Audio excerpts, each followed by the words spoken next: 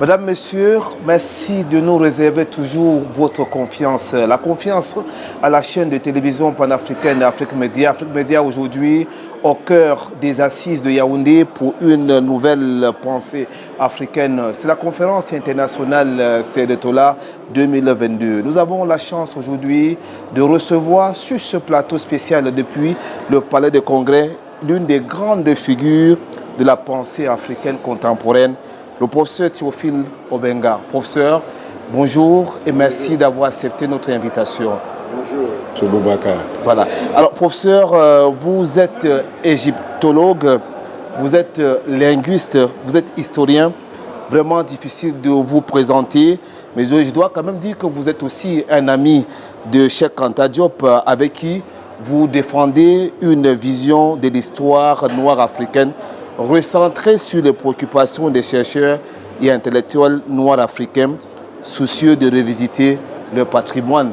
Alors, vous êtes l'un des grands invités de cette conférence internationale Sedetola 2022. Tout à l'heure, on vous a suivi présenter la grande leçon inaugurale sur la thématique centrale, une nouvelle pensée africaine aujourd'hui.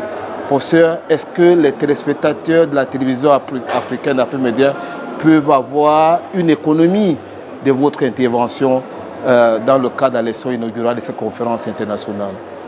Merci beaucoup, cher ami. Je crois que, avant de répondre de façon plus rapide à vos questions, je voudrais remercier encore une fois, au nom de la délégation congolaise, le président de la République, qui est le haut parrain de cette conférence internationale. En même temps, remercier les collègues camerounais, notamment le professeur Bina Biko, qui est l'organisateur du Sedetola, secrétaire exécutif, et vous aussi, les journalistes qui étaient nombreux dans la salle. Ça crée vraiment une belle ambiance. Oui, oui. Bon, maintenant, je dois dire que la nouvelle pensée africaine, c'est une affaire de logique. Hein. Jusqu'ici, depuis plusieurs, au moins 10 siècles, les Africains, nous les peuples africains, nous avons vécu sous la logique de l'Occident. Alors cette logique de l'Occident est toujours une logique mercantiliste. Et l'Occident ne travaille que pour l'Occident, pas pour un autre.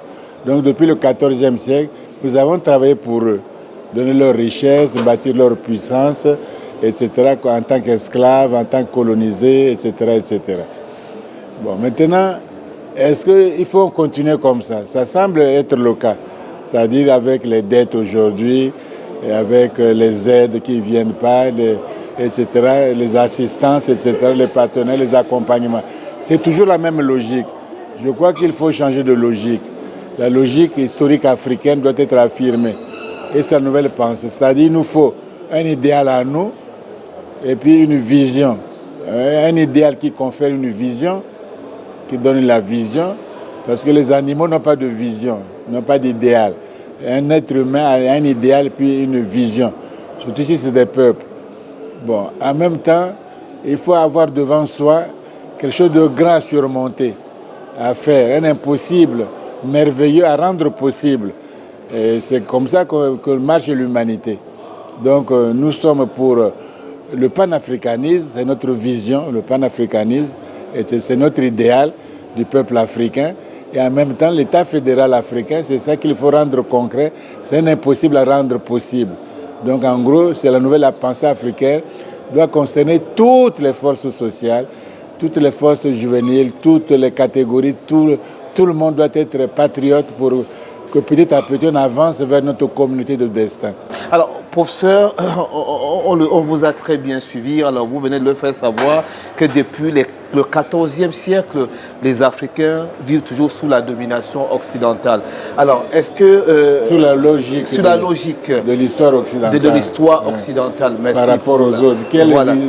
est une logique de domination?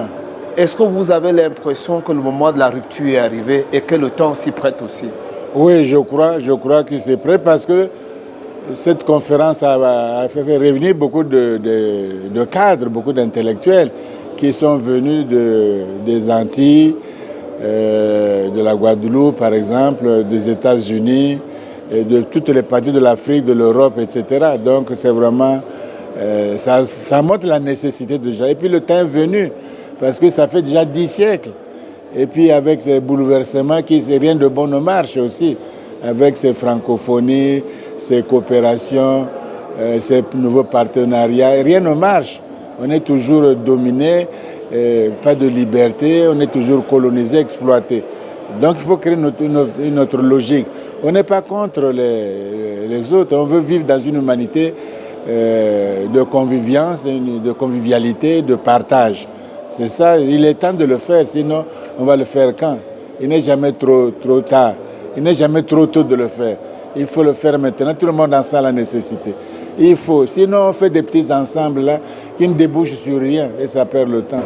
Alors pour ceux, quand même depuis un certain temps sur le continent africain, on assiste de plus en plus à des manifestations de la jeunesse, de la société civile dans certains pays africains. Alors est-ce qu'on peut prendre ces manifestations, verser quand même dans ce combat qui continue chaque jour pour dire, eh bien, le moment est arrivé, c'est peut-être la fin de l'homogénéité occidentale qui s'annonce sur le continent africain? Absolument, parce que ces mouvements, bien sûr, attaquent ou conseillent le pouvoir sur place, mais en réalité, ils s'adressent à l'Occident qui est toujours dominateur.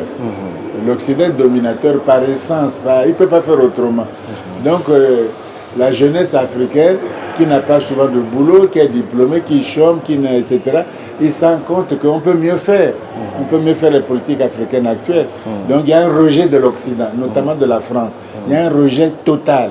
Et les leaders français devraient le comprendre. Changer, au lieu de continuer leur arrogance, au lieu de continuer leur tu m'as vu, etc. Il faut qu'ils changent radicalement.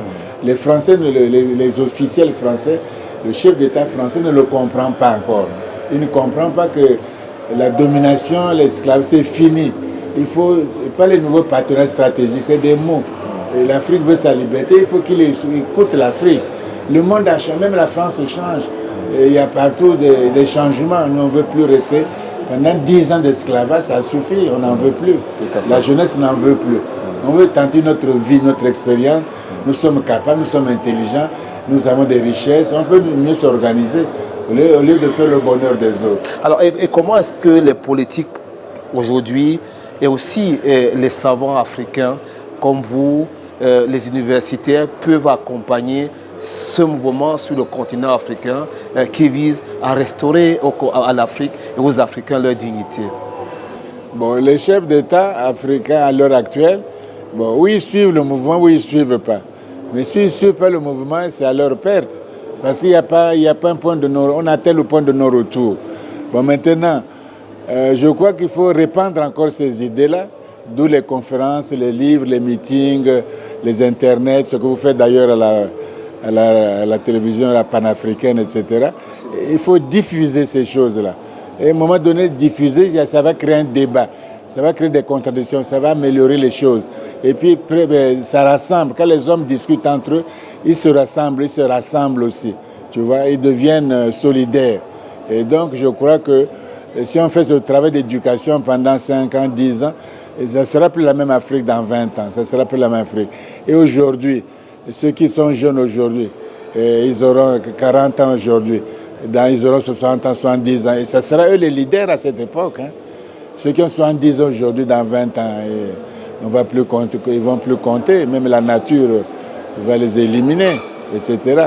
Donc, il faut faire, toutes les générations doivent faire. Toutes les générations doivent travailler ensemble, changer. Mais est-ce que même si tu es chef d'État, tu es content que ton peuple soit dominé, que ce soit esclave, tu vas commander les esclaves. Tu vas dominer les gens dominés. Donc toi-même, tu es dominé aussi. Mais où est la souveraineté, où est la liberté? Donc on n'en veut plus de ce schéma-là, et que la France a imposé pour les intérêts français, par exemple, et que la France doit changer. Mais le président actuel de la France ne comprend rien du tout à la situation. Tant pis pour lui. Mais pour ça, quand même, pour arriver à cet idéal, il y a aussi quand même des obstacles aussi à surmonter aujourd'hui.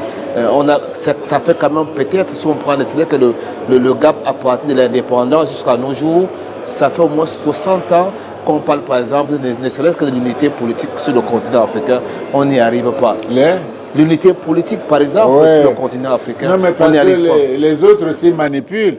Ils mettent le chef d'État qu'ils mettent à... La France met le chef d'État qu'il veut, et ils surveillent tout. Ils ne veulent pas que ça décolle. On n'est pas seul. Parce que si l'Afrique se fait, l'Occident se décline. Ça, c'est clair. Ils n'ont rien du tout là-bas. Le sous-sol est pauvre, les sols sont... Ils n'ont pas de forêt, il n'y a rien du tout. Et si nous faisons nos richesses pour nous-mêmes d'abord, eux, c'est le déclin. C'est le déclin. Anvers, il n'y a pas de diamant en France, de diamant en Belgique. Mais Anvers, c'est la capitale mondiale du diamant. Ils prennent ça à Botswana, ils prennent ça à Bujimaï, etc., à Kananga. Bon, la même chose, la France a révélé le premier nucléaire du monde. Mais il n'y a pas d'uranium en France. Ils prennent ça au Niger gratuitement, et après avoir pris ça au Gabon, etc., etc. Donc ils savent qu'il ne faut pas que l'Afrique soit forte, il ne faut pas que l'Afrique soit unie, il ne faut pas que l'Afrique soit développée. L'Occident, foncièrement, pendant 10 siècles, est contre le développement de l'Afrique. Ils vous donnent des aides qui sont des dettes, il vous faut des coopérations de nouvelles stratégies. Ils veulent dominer, faire la francophonie, dominer. C'est comme ça qu'ils font. Ils ne vont pas changer. Nous, parfois, on a réagi à ça. On a réagi, mais on a réagi timidement. Aujourd'hui, il faut réagir radicalement. Radicalement. On a réagi, on a fait des festivals, on a fait des unités africaines, l'OUA, on a fait des choses comme ça qui ne marchent pas. Que quand c'est divisé, tout de suite, ils viennent mettre la main dedans et ils dictent la CEDEAO est contrôlée par l'Élysée. Comment voulez-vous que la CEDEAO puisse donner des sanctions à la Guinée? Ils n'ont pas le droit, même pas dans leur texte, ils n'ont pas le droit. C'est un pays enclavé, ils ne peuvent pas le punir. C'est interdit par les lois même internationales.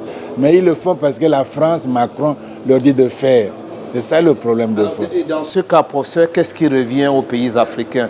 Comment est-ce que l'Afrique peut s'organiser aujourd'hui pour pouvoir relever un tel défi? Mais c'est ça que la pensée, il faut s'organiser différemment. Il y a deux logiques. Où je suis la logique de l'autre, et je fais comme il veut qu'on fasse dans l'histoire, où j'ai ma propre logique, et je fais selon ma propre logique. La logique occidentale, nous la vivons depuis 10 siècles. C'est-à-dire l'esclavage, la colonisation, les guerres de Tyrol, les assassinats des chefs d'État, de Thomas Sankara, l'exploitation, rien pour toi, rien que pour eux. Et les monnaies, tout ça, ils exploitent. Pendant 10 siècles, on a fait le bonheur des pays comme le Portugal, l'Espagne, la France, la Grande-Bretagne et la Hollande. Et tous ces gens, on a fait leur bonheur. On n'a rien nous-mêmes pendant 10 siècles. On a suivi.